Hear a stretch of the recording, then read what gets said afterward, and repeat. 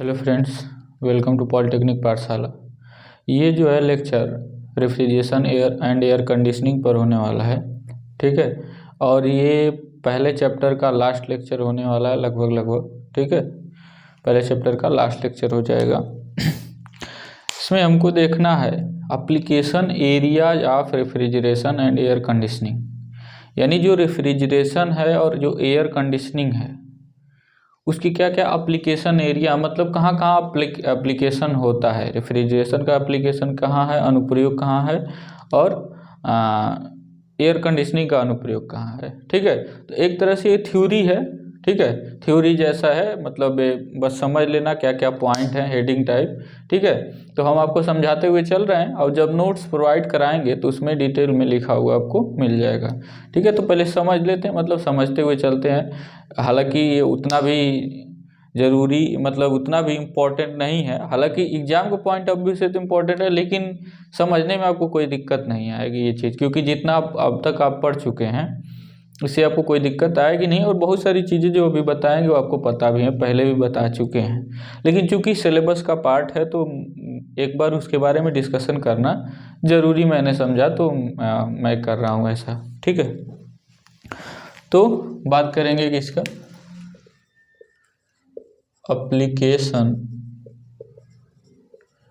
Areas of refrigeration and air conditioning. Hindi में क्या बोलेंगे? प्रशीतन तथा वातानुकूलन के अनुप्रयोग क्षेत्र,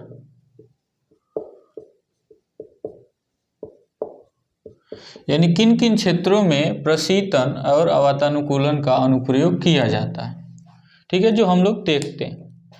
तो सबसे पहले बात करेंगे रेफ्रिजरेशन की,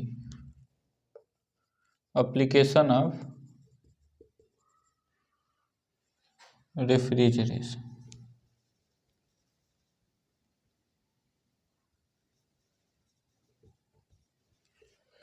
यानी कि वातानुकूलन के अनुप्रयोग। तो सबसे पहला पॉइंट जो वातानुकूलन के अनुप्रयोग में आता है, सबसे मेन वो है डोमेस्टिक रेफ्रिजरेशन।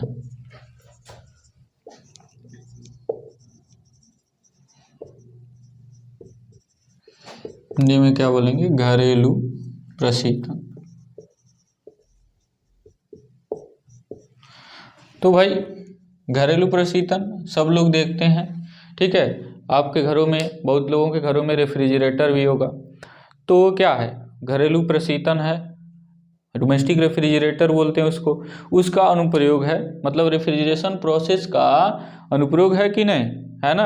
उसमें क्या किया जाता है इस घरेलू प्रशीतन में, जो यानी कि जो डोमेस्टिक रेफ्रिजरेशन सिस्टम में क्या किया जाता है, आप पानी ठंडा करते हैं या खाद्य सामग्रियां जो होती हैं, यानी कि जो आप खाने की चीज़ें हैं वो जब बच जाती हैं तो आप क्या करते हैं, उसमें रख देते हैं ताकि देर तक रखने पर भी खराब ना हो, ठीक है।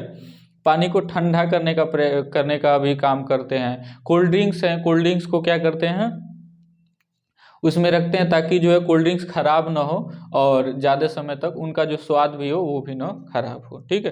तो इस तरह से घरेलू रेफ्रिजरेशन का प्रयोग किया जाता है, आप जानते हैं। हाँ, इसके बारे में 2-4 लाइन, 5 लाइन, 10 लाइन भी आप लिख सकते हैं, ठीक है। Domestic refrigeration. दूसरा हो गया कॉमर्शियल, यानी व्यवसायिक, कॉमर्शियल रेफ्रिजरेशन।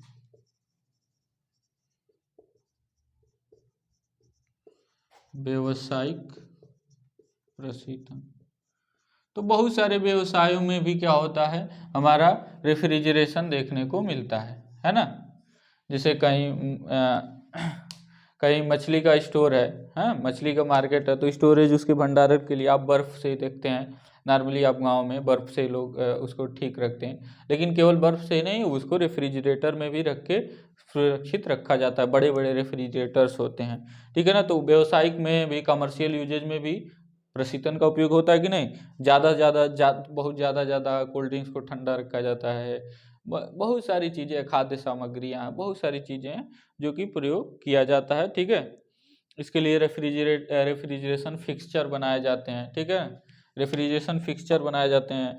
खाद्य से मतलब कोल्ड स्टोरेज बनाए जाते हैं, ये नाम है सब। कोल्ड स्टोरेज बनाया जाना है, रेफ्रिजरेशन फिक्सचर बनाया जाना, ये किसका एग्जाम्पल है? रेफ्रिजरेशन सिस्टम का एग्जाम्पल है।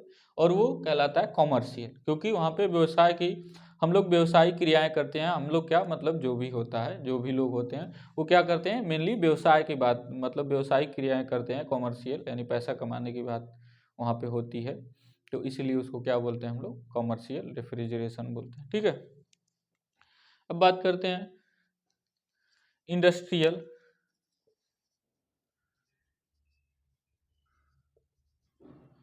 इंडस्ट्रियल रेफ्रिजरेशन यानी इंडस्ट्री में भी रेफ्रिजरेशन का उपयोग किया जाता है। औद्योगिक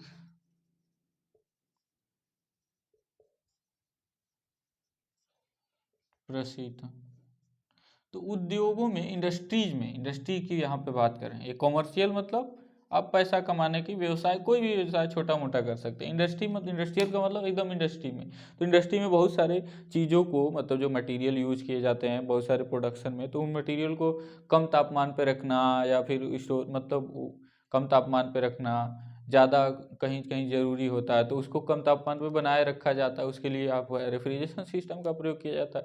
तो इस तरह से इंडस्ट्री में भी बहुत सारे मतलब इसका यूज किया जाता है। मशीनों को ठंडा रखने की आवश्यकता पड़ती है ना, कि मशीनें जो है ज़्यादा गर्म ना हो। तो बहुत सारी चीज़ें हैं, इंडस्ट्री में भी आपका रेफ्रिजरेशन का उपयोग किया जाता है। तो यही है कि एप्लीकेशन कहाँ है, डोमेस्टिक यानी घरों में, घरेलू चीज़ों में है, व्यवसायिक कमर्शियल चीज़ों में है, ठीक है, औद्योगिक इंडस्ट्रियल चीज़ों में है रेफ्रिजरेशन का उपयोग, ठीक है ना। ये आपसे पूछा जा रहा है कि application areas of refrigeration and air conditioning. तो रेफ्रिजरेशन के एप्लीकेशन एरियाज इस तरह से देखने को हमको बहुत सारे मिल रहे हैं, ठीक है। इसी प्रकार मरीन एंड ट्रांसपोर्टेशन रेफ्रिजरेशन होता है, ठीक है। इसी प्रकार मरीन एंड ट्रांसपोर्टेशन रेफ्रिजरेशन, तो मरीन का मतलब होता है समुद्री, ठीक है, समुद्री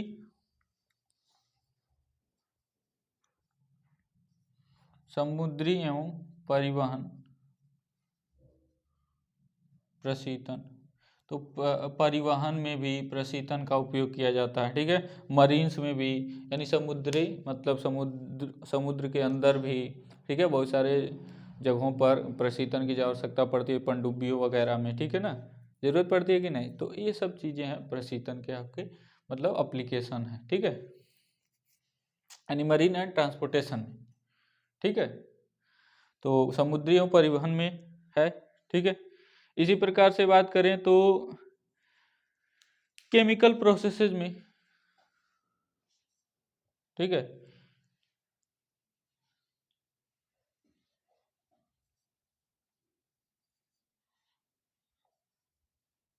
use of refrigeration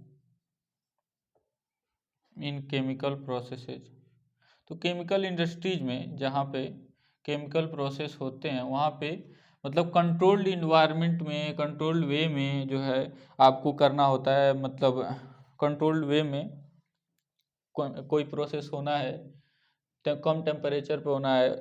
come temperature पे आपको मैटर चाहिए, जो पदार्थ चाहिए वो कम टेम्परेचर पर चाहिए। आप उसको कम टेम्परेचर पर कैसे ले जाएंगे? तो रेफ्रिजरेशन में सिस्टम का प्रयोग करके, रेफ्रिजरेटर का प्रयोग करके, ठीक है ना। तो केमिकल इंडस्ट्री में, ठीक है ना, तो केमिकल प्रोसेसेस में यानी कि रासायनिक प्रक्रमों में प्रशीतन का अनुप्रयोग है, ठीक है। इसी प्रकार से मेडिकल में भी, मेडिकल फील्ड में,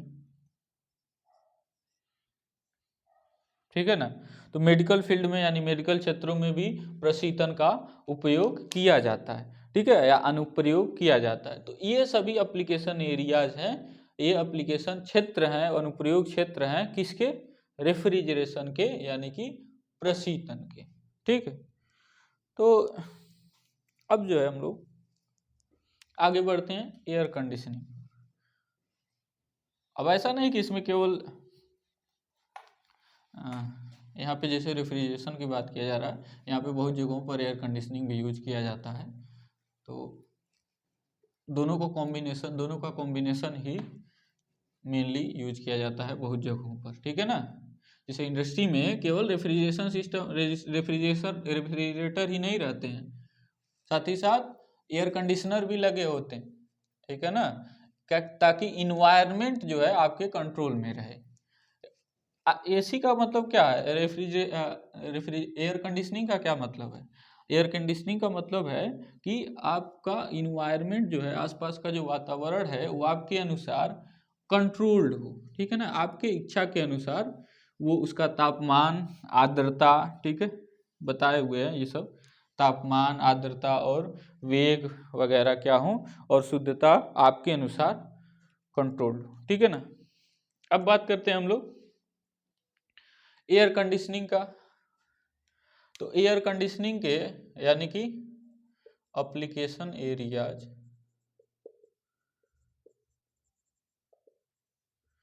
एयर कंडीशनिंग यानी कि वातानुकूलन के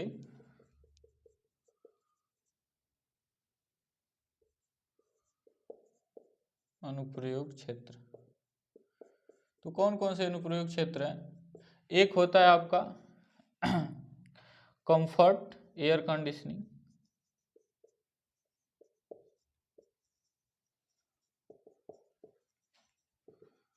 सुखद वातानुकूलन, यानी कि आप अपने कंफर्ट के लिए यूज करते हैं। दूसरा है कि इंडस्ट्रियल एयर कंडीशनिंग,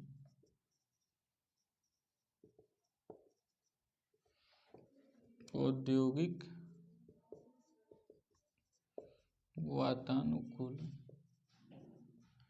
तो ये दोनों तरह के अनुप्रयोग क्षेत्र हैं। यानी कि कंफर्ट एयर कंडीशनिंग का मतलब हो गया कि आप जैसे घरों में हैं या फिर किसी बस में या फिर अपना कार खुद का खरीदे हैं तो उसमें ट्रैवल कर रहे हैं, तो वहाँ पे आप चाहते हैं कि जो टेम्परेचर हो, वहाँ का वायु वगैरह मतलब वहाँ का एटमॉस्फेयर हो आपके हिसाब से कंट्रोल हो, टेम्परेचर कम हो या अधिक हो, जो भी हो आपके अनुसार जो चाहते हैं। तो उस तरह उसको क्या बोलते हैं, जो आदमी अपने कंफर्ट के लिए इस्तेमाल करता है वो कंफर्ट एयर कंडीशनिंग कहलाता है, ठीक है। अब इंडस्ट्री में क्या होता है, आदमी का कंफर्ट नहीं देखा जाता है, ये देखा जाता है कि हो सकता है ठंडी हो, ठंडी में भी आपको लो टेम्परेचर पर काम करना पड़े। वहाँ पे इंडस्ट्री की मांग है कि जो अगर लो टेम्परेचर पर आप काम नहीं करेंगे तो वहाँ पे जो कंपोनेंट्स होंगे, जो वहाँ पे जो मटेरियल यूज किए जा रहे होंगे, जो पदार्थ यूज किए जा रहे होंगे वो शायद ख़राब हो जाए हाई टेम्परेचर पर, तो आपको लो टेम्परेचर पर ही काम करना पड़ेगा, ठीक है ना। तो इसको हम बोलते हैं इंडस्ट्रियल एयर कंडीशनिंग, यानी इंडस्ट्री में कितना इन्वायरमेंट का टेम्परेचर की ज़रूरत है ताकि जो है वो जो मटेरियल वगैरह है सही से काम करे, मतलब सही ढंग से उनसे जो प्रोडक्ट है वो बनाया जा सके। जो मटेरियल यूज किए जा रहे हैं उनसे प्रोडक्ट बनाया जाना है, और वो मटेरियल जो है वहाँ पे उन मटेरियल्स के द्वारा प्रोडक्ट बनाए जा सकते हों, ठीक है ना। तो इंडस्ट्रियल ये होता है इंडस्ट्रियल एयर कंडीशनिंग, ठीक है। तो यही सब है आपका, इतना ही है बस इसमें, ठीक है। ये आपका लास्ट टॉपिक था फर्स्ट चैप्टर का। अब इसी पर फर्स्ट चैप्टर आपका कंप्लीट हो जाता है, ठीक है। अभी जो है हम क्या करते हैं, एक जो है क्वेश्चन करवा देते हैं इसी पर, ठीक है। इस चैप्टर पर एक और क्वेश्चन करवा देते हैं, पीछे भी हम क्वेश्चन करवाए हुए हैं, ठीक है। और भी एक क्वेश्चन करवा देते हैं, तो उस क्वेश्चन को राइट करते हैं, लिखते हैं, फिर जो है आपको बताते हैं। तो यहाँ पर हमने एक क्वेश्चन लिखा हुआ है, ठीक है, बहुत बड़ा सा क्वेश्चन लिखा है, लेकिन हम लोग समझेंगे और कोशिश करेंगे लगाने का। इससे क्या होगा, आपका जो है दिमाग खुलेगा ही। तो क्या लिखा है, एक कोल्ड स्टोरेज में मछली स्टोर की जानी है, ठीक है, कोई कोल्ड स्टोरेज है जिसमें मछली स्टोर की जानी है। ठीक है, बिल्कुल एकदम प्रैक्टिकल सा एग्जाम्पल है ये। ठीक है, थोड़ा सा आइडियलिटी रहेगी, वो तो रहती ही है, लेकिन बिल्कुल आप प्रैक्टिकल मतलब रिलेट कर पाएंगे प्रैक्टिकलिटी से। ठीक है, मछली स्टोर की जानी, मछली का तापमान 30 डिग्री सेंटीग्रेड है। ठीक है, फ्रीजिंग बिंदु से ऊपर मछली की विशिष्ट ऊष्मा इतना 2.93 किलो जूल पर केजी केल्विन है। विशिष्ट ऊष्मा यानी स्पेसिफिक हीट आपको बताया ही है। ठीक है, क्या होता है। ठीक, और नहीं तो आप थर्मल में पढ़े ही हैं, जो हमसे पढ़े हैं वो तो अच्छे से जानते हैं। तथा फ्रीजिंग बिंदु के नीचे विशिष्ट ऊष्मा 1.26 किलो जूल पर केजी केल्विन है। यानी मछली का एक फ्रीजिंग बिंदु होगा जिस पर वो फ्रीज होगी। फ्रीज मतलब फ्रीजिंग उसका होगा, मतलब ऐसे फ्रीज होने लगेगी। तो जो फ्रीजिंग बिंदु के ऊपर विशिष्ट ऊष्मा है 2.93 किलो जूल पर केल्विन, और उसके नीचे फ्रीजिंग बिंदु के नीचे जो है विशिष्ट ऊष्मा 1.26 किलो जूल पर केजी केल्विन है। कह रहा मछली -8 डिग्री सेंटीग्रेड पर कोल्ड स्टोरेज में स्टोर की जाती है। मछली को कितने डिग्री सेंटीग्रेड पर? -8 डिग्री सेंटीग्रेड पर स्टोर करना है। मछली का तापमान 30 डिग्री सेंटीग्रेड है, लेकिन उसको स्टोर करना है कितने पर? -8। मछली का फ्रीजिंग बिंदु -4 डिग्री सेंटीग्रेड है। मछली का फ्रीजिंग बिंदु है, यानी फ्रीज कितने पर होती है? -4 डिग्री सेंटीग्रेड। जैसे आपका पानी जो होता है फ्रीज होता है 0 डिग्री सेंटीग्रेड पर, वायुमंडलीय दाब पर होता है। ठीक है, यानी वायुमंडलीय दाब हो तो पानी 0 डिग्री सेंटीग्रेड पर फ्रीज होना स्टार्ट होगा। यहाँ पे जो मछली है वो -4 पर स्टार्ट होता है। ठीक, मछली की गुप्त ऊष्मा दिया है 235 किलो जूल पर केजी। यदि प्लांट चलाने के लिए आवश्यक शक्ति 75 किलोवाट हो, यानी 75 किलोवाट जो है पावर देना पड़ रहा है प्लांट को चलाने के लिए, तो ज्ञात कीजिए पहला प्लांट की क्षमता का मतलब सीओपी, प्लांट का क्या सीओपी है। दूसरा कूलिंग में लगा समय, यानी कि कूलिंग करने में पूरा मतलब 30 से -8 तक ले जाने में कितना समय लगा होगा। 30 से -8 डिग्री सेंटीग्रेड तक ले जाने में कितना समय लगा। और कह रहा फिर प्लांट की वास्तविक सीओपी कार्नोट सीओपी की 30% मानिए, यानी कि जो कार्नोट सीओपी होता है उसका 30% ही होगा आपका वास्तविक सीओपी प्लांट का। तो देखिए प्लांट कितने कितने टेम्परेचर रेंज के बीच वर्क कर रहा है। हाई टेम्परेचर कितना है, यहाँ पे देख सकते हैं आप, T1 जो है वो है 30 डिग्री सेंटीग्रेड। तो यहाँ से क्या हो जाएगा, 273 ऐड करेंगे तो कितना हो जाएगा, 303 केल्विन। ठीक है, 303 केल्विन है हाई टेम्परेचर वाला। लो टेम्परेचर, जो लो टेम्परेचर रेंज है जितने के बीच कोल्ड स्टोरेज वर्क कर रहा है, क्योंकि मछली को स्टोर कितने पर करना है? -8 डिग्री सेंटीग्रेड पर स्टोर करना है। तो -8 पर करना है तो T2 कितना हो जाएगा, -8 में 273 जोड़ेंगे तो घटेगा ही। ठीक है, तो कितना हो जाएगा, 265 केल्विन।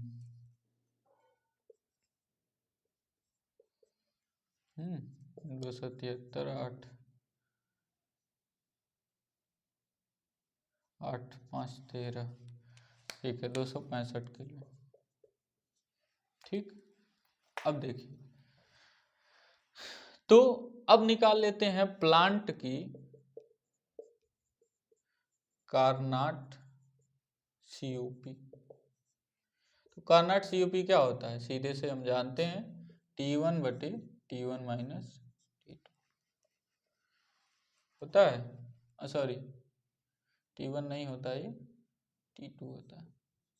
ठीक है ना, क्योंकि रेफ्रिजरेशन है तो लो टेम्परेचर, अगर हीट पंप होता तब यहाँ पे T1 होता। ठीक है ना, तो यहाँ पे होगा T2 बटे T1 माइनस T2। तो T2 कितना है, 265, भाग कर देंगे T1 303 माइनस 265। तो हम कैलकुलेटर तो लिए नहीं है, आंसर देखते हैं बुक में कितना दिया उससे बताते हैं हम आपको। ये आएगा 6.97। कितना आ गया ये, 6.97। ये तो आया कौन सा वाला, प्लांट की कार्नोट सीओपी। तो एक्चुअल सीओपी, वास्तविक सीओपी क्या होगा, कार्नोट की कितना है, 3% है। ठीक है ना, तो सॉरी 30% है, यानी 30% का मतलब क्या हो गया 0.30 से इसमें क्या कर दीजिए, गुणा करा दीजिए। तो जब गुणा करा देंगे तो आ जाएगा आपका आंसर 2.091 आ जाएगा। तो इतना वास्तविक सीओपी है प्लांट का। चलिए यहाँ तो ये तो पता चल गया। अब हमको ये पता करना है कि कितना कूलिंग में समय लगा होगा। तो सबसे पहले ये तो जान ले कि एक्चुअली में कूलिंग में क्या होता है, ऊष्मा को ही तो निकाला जाता है ना। तो कूलिंग में ऊष्मा को ही निकाला जाना है, तो हम पहले तो ये पता करें कि प्लांट पर सेकंड में कितना ऊष्मा निकालता है। अगर प्लांट पता चल गया कि पर सेकंड में कितना ऊष्मा निकालता है, फिर कुल ऊष्मा में जो कुल ऊष्मा निकाला गया उसे डिवाइड कर देंगे तो हमको क्या मिल जाएगा समय, कितना समय लिया होगा प्लांट। तो 30 डिग्री सेंटीग्रेड की मछली थी, अब उसको -8 पर कर दिया होगा, कितना समय लेगा वो प्लांट। तो उसके लिए निकालते हैं कि प्लांट द्वारा निष्कासित ऊष्मा या रेफ्रिजरेशन इफेक्ट। तो हम जानते हैं कि प्लांट का COP इज इक्वल टू होता है कि रेफ्रिजरेशन इफेक्ट, जिसको RN से सिंपली लिखते हैं कहीं कहीं, तो रेफ्रिजरेशन इफेक्ट अपान वर्क इनपुट, कितना हमने वर्क दिया है, यही तो COP होता है। ये आपको बताए हुए हैं, पहले भी पढ़ा चुके हैं। तो यहाँ से हम निकाल लेंगे, क्योंकि वर्क इनपुट हमको पता है, तो यहाँ से हम निकाल लेंगे कि रेफ्रिजरेशन इफेक्ट कितना होगा, यानी COP इंटू, और ये ध्यान रखेंगे कि एक्चुअल वाला रखेंगे यहाँ पे COP इंटू वर्क।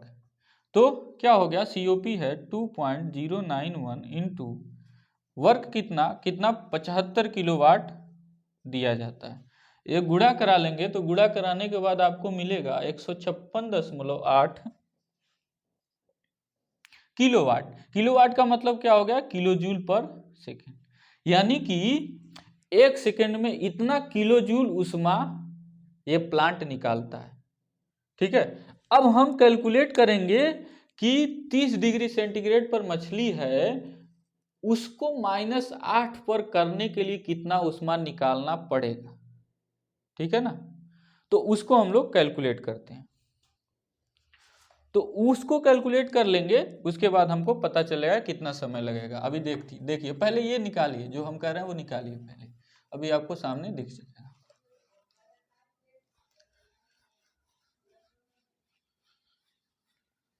तो इसको हम लोग रेफ्रिजरेशन इफेक्ट को ध्यान में रखेंगे, इसको यहाँ पर यहीं पर रहने देते हैं।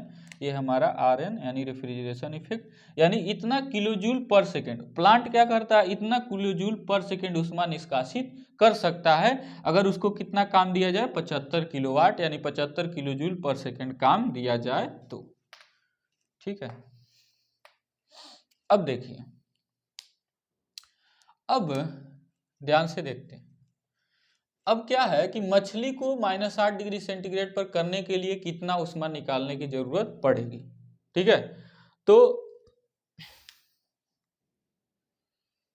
हम लिखते हैं ऐसे, मछली को 30 डिग्री सेंटीग्रेड से पहले क्या होगा, जब उसमें से ऊष्मा निकालेंगे, निकालते निकालते वो फ्रीजिंग तक पहुंचेगा अपने, यानी कितने पर पहुंचेगा, -4 पर। तो 30 डिग्री सेंटीग्रेड से -4 डिग्री सेंटीग्रेड तक ले जाने में निष्कासित ऊष्मा, यानी निकाली गई ऊष्मा, कितना ऊष्मा निष्कासित होगा, तो भाई सिंपल सा mCp। ठीक है ना, और चूंकि मछली का कहीं यहाँ पे द्रव्यमान नहीं दिया है, ठीक है, मछली का द्रव्यमान दिया है, ठीक है, एक्चुअली हम लिखे नहीं है, यहाँ पे मिस्टेक हो गया।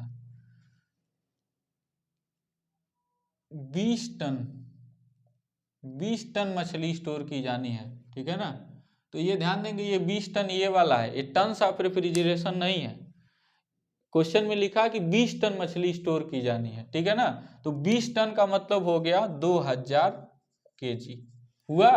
ये TONNE वाला है टन, एक टन में इसमें 1000 kg होता है। और ये जो टन था हम बताए थे कितना होता है, 2000 पाउंड होता है। ठीक है ना। तो 2000 पाउंड वाला नहीं, हमारा ये वाला टन है, यहाँ ध्यान देंगे। और ये टन्स ऑफ रेफ्रिजरेशन भी नहीं है, द्रव्यमान है, केजी है, ठीक है ना। तो 2000 केजी और MC डेल्टा टी होगा, ठीक है। यहाँ पे वो करने की जरूरत नहीं है, CP नहीं लिखने की जरूरत है।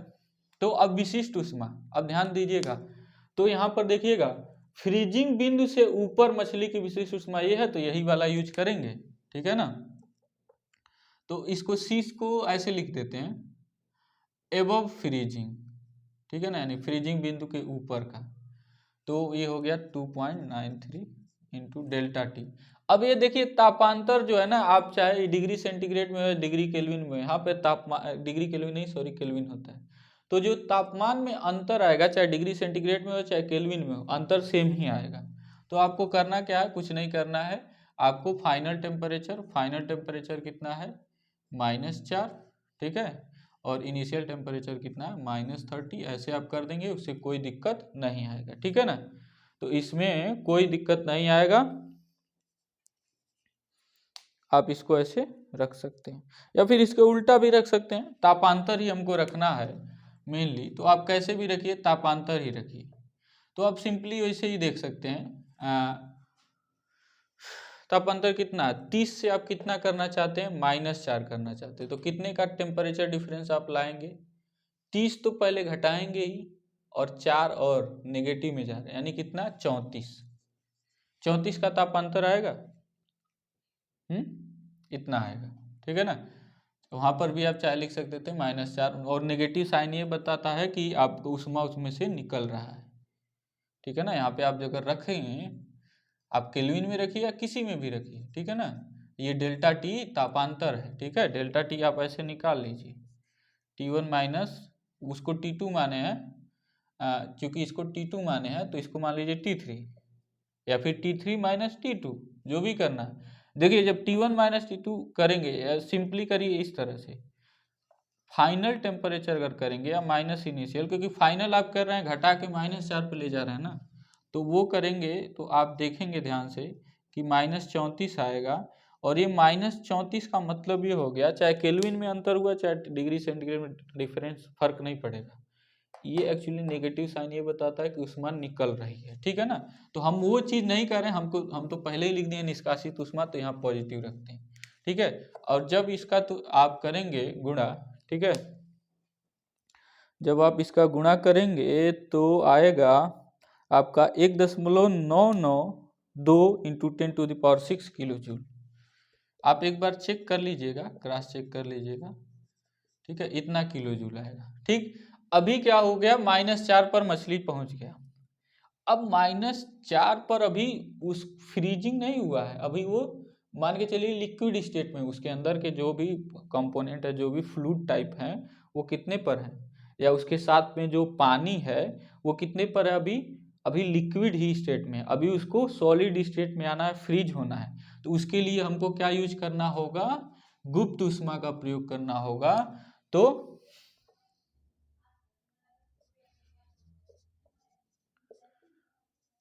फ्रीजिंग करने में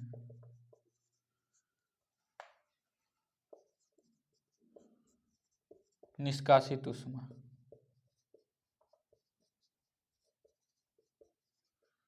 कितना ऊष्मा निष्कासित होगी, यहाँ पे देखेंगे तो जो ऊष्मा निष्कासित होगी वो होगी m×L के बराबर होता है ना, क्योंकि यही तो होता है।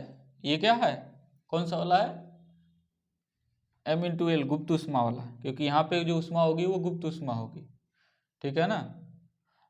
मतलब गुप्त ऊष्मा के कारण जो ऊष्मा ट्रांसफर होगा। तो m है यहाँ पे 2000 फिर से, और L कितना है, 235। तो इस तरह से आपका आ जाएगा, मल्टीप्लाई करने के बाद आ जाएगा। एक चीज़ ध्यान रखेंगे, हम एक चीज़ गलती कर रहे हैं, 2000 नहीं 20,000 है, ठीक है। तभी इसलिए यहाँ पे आपको सही नहीं मिलेगा, ये ध्यान दीजिएगा, क्योंकि 20 टन है तो हम ध्यान नहीं दिए हैं, 2 टन समझ के 2000 कर दिए, क्योंकि ये 20 टन है तो 1000 का गुणा करेंगे 20,000 होगा, तो यहाँ भी 20,000 होगा, ठीक है। और 235 जब गुणा कराएंगे तो आपका आंसर आएगा 4.7 × 10⁶ किलो जूल। ठीक है, ये हो गया। अब उसके बाद अभी क्या करना है, -4 से -8 तक ले जाना है। फिर उस केस में मान लीजिए इसको अब हम लिखेंगे पूरा नहीं, इसको मान लीजिए H1 है, ये H2 है, उस केस में कितना उष्मा निष्कासित होगी, मान लीजिए H3 है, तो उस केस में mc डेल्टा टी तब भी होगा, बशर्ते यहाँ पे बिफोर फ्रीजिंग वाला होगा, बिलो फ्रीजिंग वाला होगा, यानी जब फ्रीजिंग के नीचे आ जाता है तब जो स्पेसिफिक हीट रहेगा यानी विशिष्ट ऊष्मा वो अप्लाई होगा।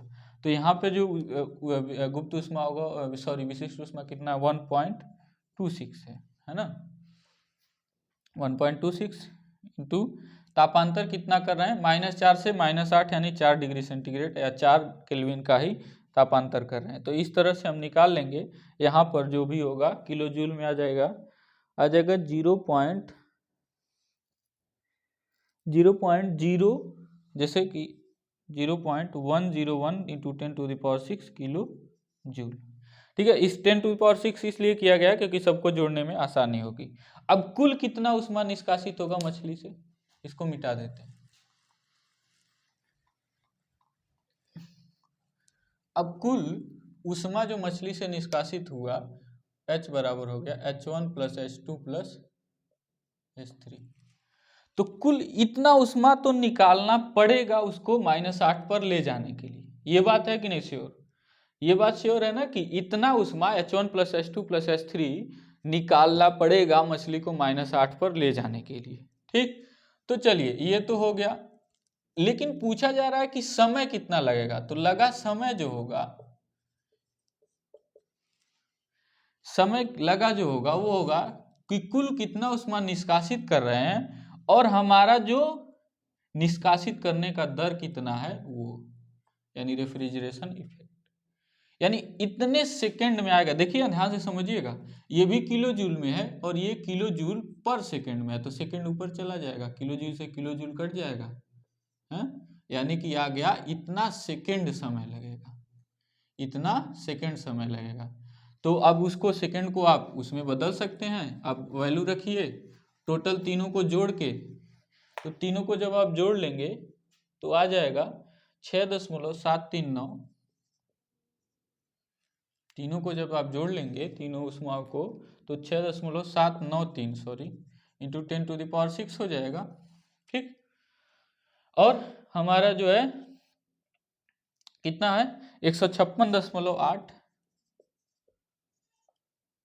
इतना किलो जूल पर सेकेंड है। ठीक है, तो इतना सेकेंड हो जाएगा। ठीक है, तो जब इसको आप कैलकुलेट कर लेंगे, ये तो सेकेंड में आया, अब सेकेंड में अगर आप इसको मिनट में बदलना चाहते हैं तो 60 से भाग दे देंगे, 60 से भाग दे देंगे तो क्या आ जाएगा, मिनट में आ जाएगा। ठीक है, 60 से भाग दे देंगे तो किस में आ जाएगा, मिनट में आ जाएगा। ठीक है, और इतना मिनट, और अगर आप चाहते हैं तो 60 से और भाग दे दीजिए। ठीक है, वो किस में आ जाएगा, आर में आ जाएगा। तो सबसे पहले इसी को कैलकुलेट कर लेते हैं, यहाँ पे कैलकुलेट किया है क्योंकि आंसर दिया है, तो इसको कैलकुलेट किया है 772 मिनट आंसर आया। ठीक है ना, तो 772 मिनट आपका क्या लगेगा, इतना समय लगेगा। ठीक है, अच्छा इसको सॉरी, अब इतना मिनट है, 1 घंटे में कितना मिनट होता है, 60 मिनट, तो इसको घंटे में बदलना चाहें तो 60 से भाग कर लीजिएगा, जो होगा आपका आंसर आ जाएगा। ठीक है, 60 से भाग कर लेंगे, जो भी होगा आंसर आ जाएगा, यानी इतना मिनट लगेगा 772 मिनट, या फिर 60 से जब भाग करेंगे तो कितना होगा, 1 आवर = 60 मिनट, यानी मिनट को क्या आ रहा है 60 में आर में बदल रहे हैं, तो 60 से डिवाइड करेंगे तो कितना होगा,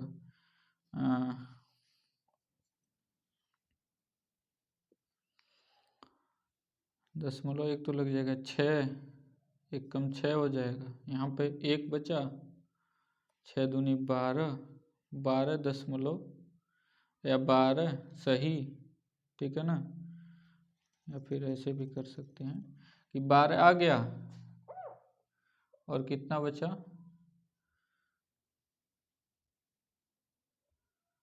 2/10, तो मतलब 12 घंटे और कितना मिनट, ऐसे भाग कर लेंगे 60 से सीधे, 60 एकम 60, 2 1, 60 दूनी 120,